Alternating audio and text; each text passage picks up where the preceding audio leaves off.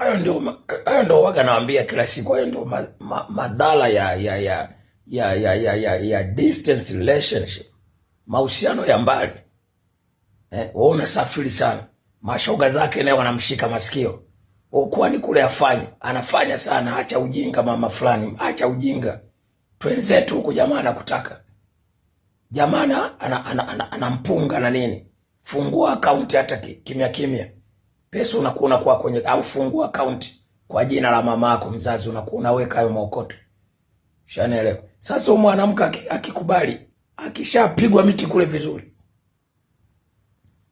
wewe hujawahi kumpiga miti hivyo, umeisha. Hao wanawake akishapata flavor mpya, akili zinakuwa sio zake, anafiatuka kama panya mwenye kaswende. Unajua mtu akiwa na gono au kaswende muda wote anawashwa. Sasa hawa ni panya wenye kaswende hawa. Ukiwa mbali, ukimwambia kesho kutwa narudi, kwenye simu utasikia nimekumisi sana, natamani urudi hata leo.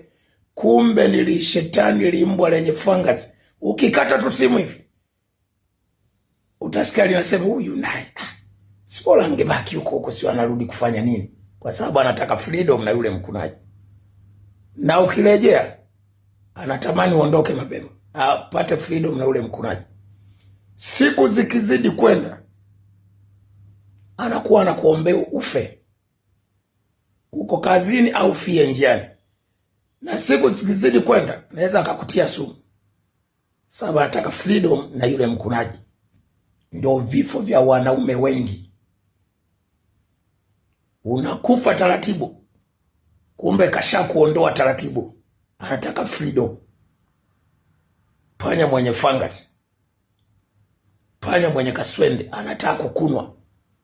Kasha pata penzi jipya, na ni ngumu kuswitch kurudi nyuma. Kasha kuwa forward, no backward.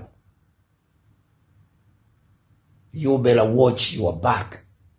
This is Mambas 24. You better watch your back. This is Russia. No sleep. Mambas 24 ikwepeki.